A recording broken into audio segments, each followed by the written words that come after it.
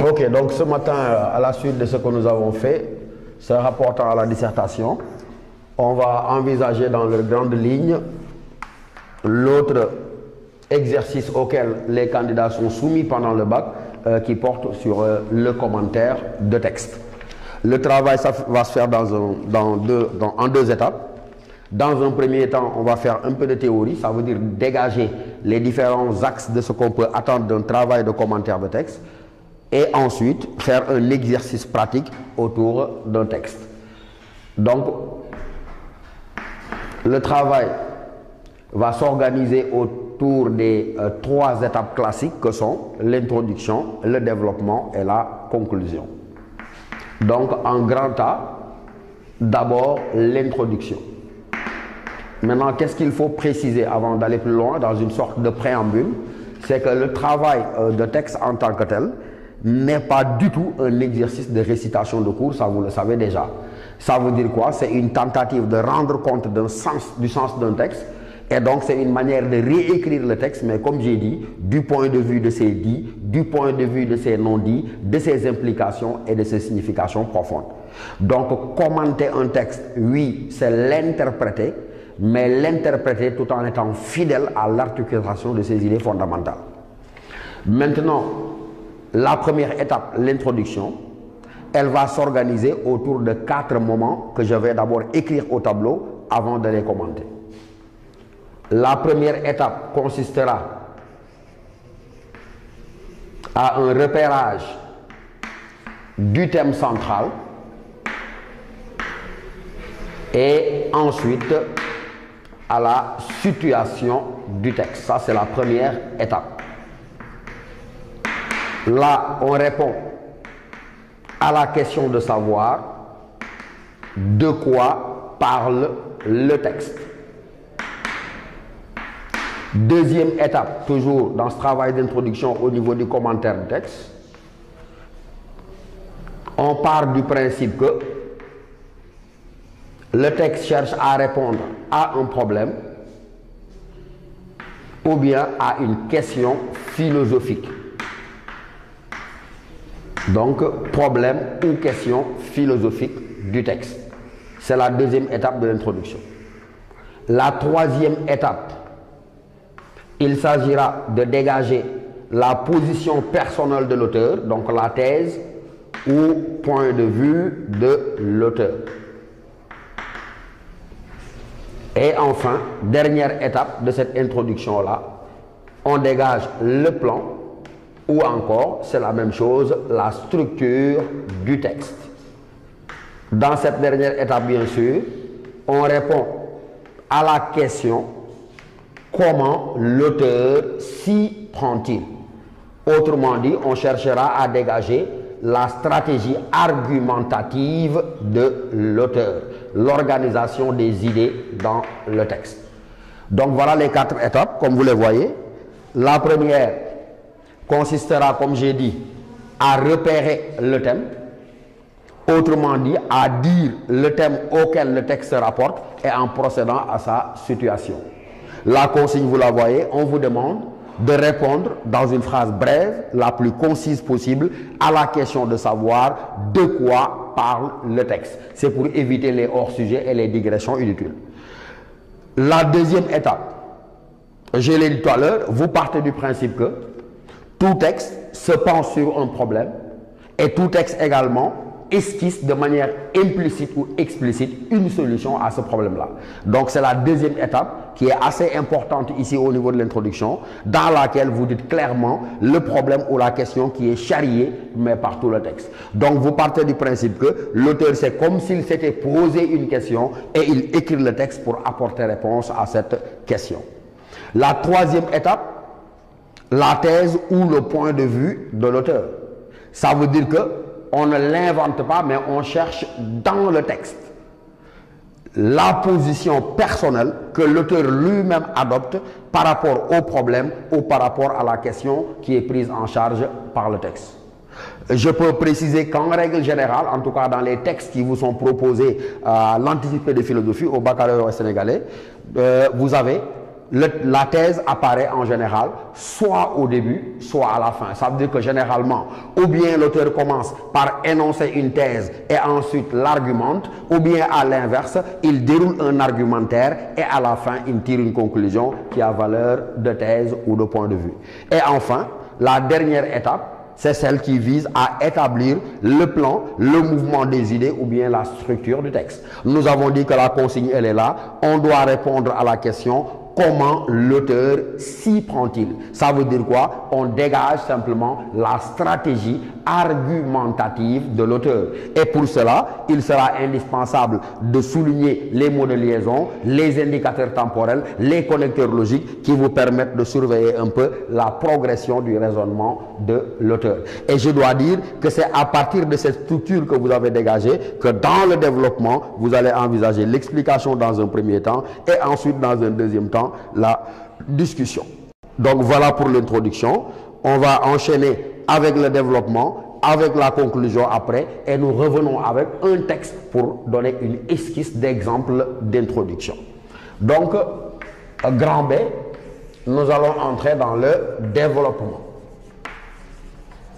Mais le développement, il comportera deux étapes qui sont déjà explicitement précisées par la consigne. On vous dit, au texte que vous avez à commenter, c'est la consigne suivante. On vous dit toujours expliquer et discuter. Expliquer et discuter le texte suivant.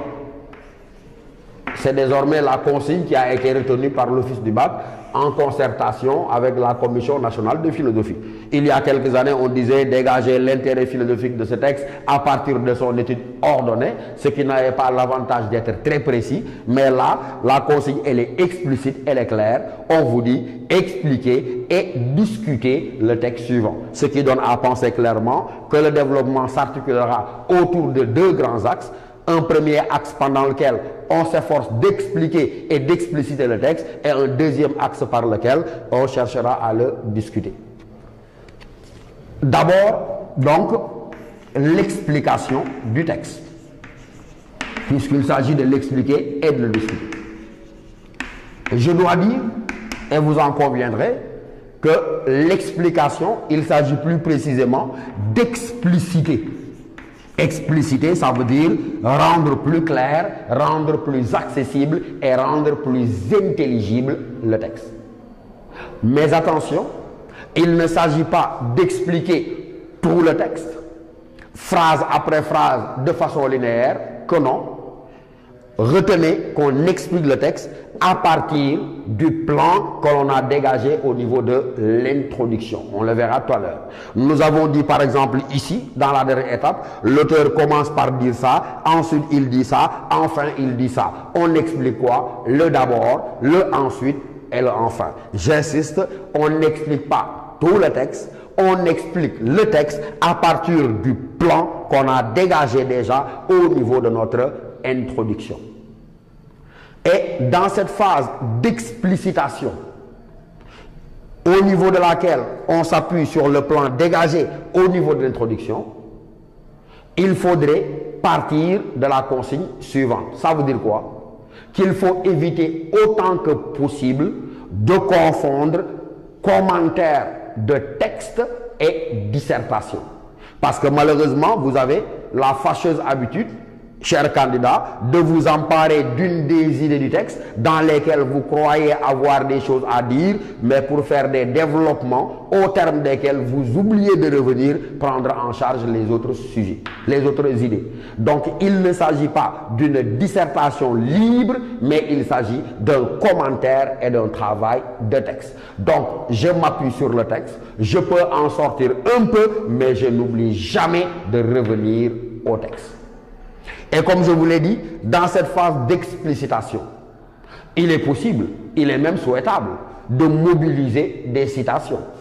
Les citations peuvent être internes, empruntées au texte, pour montrer au correcteur que ce que nous disons, nous le fondons sur le texte, ou bien elles peuvent être externes au texte, mais l'essentiel, c'est qu'elles aillent dans le même sens que ce que vous êtes en train de vouloir montrer dans le travail de commentaire. Et donc, l'explication, il faudra également éviter, comme j'ai dit, de faire du texte un simple prétexte. Faire du texte un simple prétexte revient à ce que j'ai dit tout à l'heure. Ça veut dire que j'isole une des idées où je crois avoir beaucoup de matière, mais en oubliant de revenir prendre en charge les autres idées. Donc le texte n'est pas un prétexte. Il faudrait avoir ce qu'on appelle la religion du texte, savoir que le cadre de notre réflexion est circonscrit à l'intérieur du champ ouvert par le texte lui-même. Deuxième chose à éviter dans ce processus d'explication, c'est la paraphrase. La paraphrase consistant simplement pour certains candidats à s'amuser, à déplacer une virgule, à changer l'ordre des mots, à changer un mot par un synonyme, ce n'est pas une explication, ça c'est de la pure paraphrase. Donc évitez, j'ai dit, de faire du texte un prétexte d'étalage de connaissances. J'ai dit deuxièmement, évitez encore une fois de trop sortir du texte parce qu'il ne s'agit pas d'une dissertation, il s'agit d'un commentaire de texte. L'autre élément, il faut veiller à l'équilibre des parties. C'est vrai qu'on a forcément plus d'idées sur tel aspect plutôt que sur tel autre aspect, mais veillez à ce que, encore une fois, il y ait une petite forme d'équilibre au niveau du traitement des différentes idées du texte. Et également, veillez à ce que la langue par laquelle vous vous exprimez soit claire, ça c'est important, parce que vous ne pouvez pas réussir votre travail de commentaire si vous ne maîtrisez pas la langue justement de communication, mais également, comme je vous l'ai dit, veillez à ce que vous dites soit toujours fondé et fondé par le texte lui-même. L'autre élément, je n'ai pas besoin d'insister là-dessus, nous l'avons déjà dit et c'est valable ici, il faut toujours s'appuyer sur les outils grammaticaux de l'argumentation pour assurer la cohérence de vos idées et de votre explication. Donc, on explique le texte à partir des idées relevées dans le plan de l'introduction. La deuxième étape, après votre phrase de transition, elle consistera à la discussion du texte. Il faut dire que c'est une partie extrêmement importante que malheureusement, beaucoup de candidats se contentent de bâcler en pensant que l'essentiel est dans l'explication, mais que non. C'est précisément dans la discussion que se trouve l'essentiel. Parce que c'est la discussion qui révèle votre capacité à jeter un regard critique sur une thèse énoncée par un auteur. Donc ne bâclez jamais la discussion, c'est la partie la plus essentielle du commentaire proprement dit. Maintenant, ce que nous avons dit ici est valable pour la discussion. Vous ne discuterez pas de chaque idée que vous avez déjà expliquée que non. Donc, il ne s'agit pas d'expliquer une idée, de la discuter, d'en prendre une autre, de la discuter. Non. La discussion, elle prend en charge la thèse qui est énoncée par l'auteur. Ça veut dire quoi? Que c'est le point de vue de l'auteur que j'examine de façon critique. Maintenant, comme toute critique, elle peut être une critique positive. Elle peut également être une critique négative. Mais attention, en disant qu'elle peut être une critique positive ou bien une critique négative, il faudrait comprendre très simplement par là qu'on ne peut pas faire les deux. Ça veut dire que l'on choisit ou bien d'abonder dans le même sens que l'auteur et de mobiliser des arguments pour mieux fonder ce qu'il a dit, ou bien naturellement, dans la deuxième possibilité, la critique négative, de prendre un peu ses distances et de remettre en question le point de vue qui a été exprimé par l'auteur. Donc, il faudrait que ça soit clair. Vous faites une critique soit SOIT positive ou une critique qui est négative, mais vous ne pouvez jamais faire les deux en même temps. Et donc, je vous ai dit, ne bâclez jamais ça. Parce que sur les copies que vous rendez à l'examen, l'explication, elle est généralement bonne et relativement abondante, mais vous vous fendez de deux phrases. Oui, nous pensons que le point de vue de l'auteur a des limites. Ce n'est pas une critique. Si le point de vue a des limites, il faut le montrer et il faut le montrer de façon argumentée. Donc, c'est une mini-dissertation, mais une dissertation dans un seul sens, où on va dans le sens de l'auteur, ou bien on se donne les moyens de le remettre en question.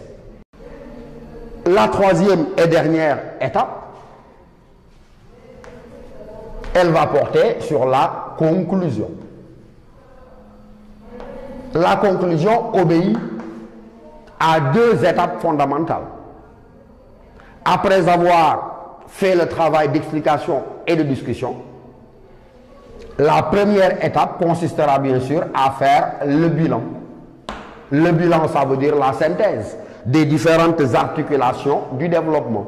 Vous dites à peu près ce que vous avez dit dans la première partie de l'explication, ce que vous avez dit dans la discussion. Donc vous faites le bilan des différentes étapes ou des différentes articulations de votre développement. Et enfin, cela est rigoureusement indispensable, vous dégagez ce qu'on appelle l'intérêt philosophique du texte. En quoi cela consiste de dégager l'intérêt philosophique du texte? Mais c'est de montrer ce qui fait son originalité. C'est de montrer, c'est de dire sa portée, c'est de montrer ce qui fait sa valeur. En termes plus simples, quel est l'enrichissement que le texte vous a apporté et qu'est-ce qui fait la part d'originalité du point de vue de l'auteur de ce texte-là. Donc ça, c'est ce qu'on appelle l'intérêt philosophique et c'est les deux étapes indispensables, ce que l'office du bac appelle les deux exigences minimales que vous devez faire au niveau de la dernière étape, c'est-à-dire la conclusion. Maintenant que nous avons fini d'exposer assez brièvement et de manière concise ce à quoi vous devez vous attendre, au niveau de l'introduction, comme au niveau du développement, comme au niveau de la conclusion, on pourrait peut-être partir d'un texte qui va nous servir de support pour essayer d'obéir à ces consignes-là et d'avoir non pas un exemple, mais simplement une source d'inspiration qui serait une sorte d'esquisse d'introduction. Alors, le texte que nous vous proposons est un texte de Henri Bergson qui dit: la philosophie n'est pas l'art, mais elle a avec l'art de profondes affinités. Qu'est-ce que l'artiste?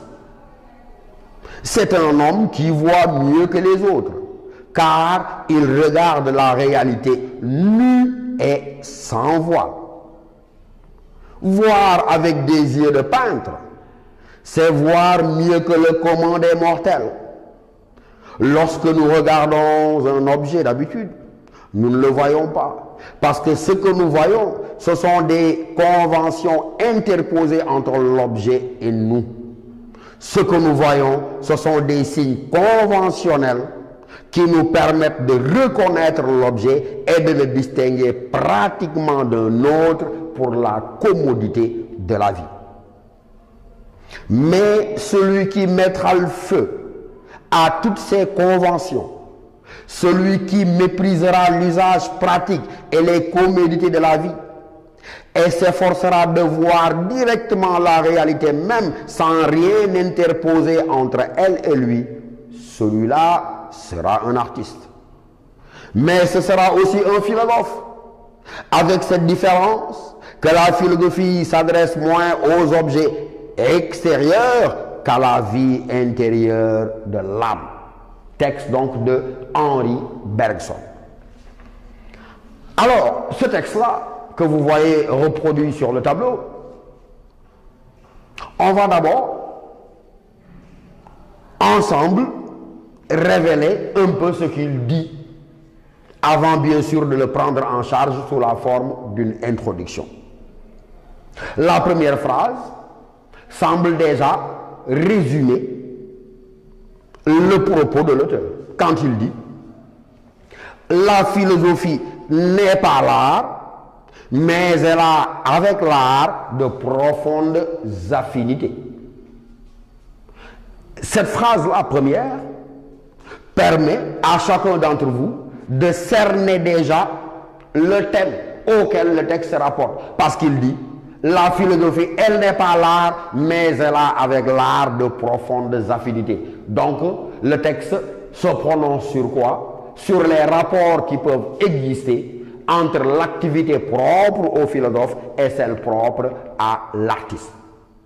L'auteur commence par distinguer la philosophie n'est pas l'art, parce qu'il éviterait qu'on confonde la philosophie avec l'art. Ça veut dire que implicitement son projet ultérieur consistera à dire quelle parenté y a-t-il entre la philosophie avec l'art, quand bien même précise-t-il dès le départ Henri Bergson qu'on ne saurait la confondre la philosophie avec l'art.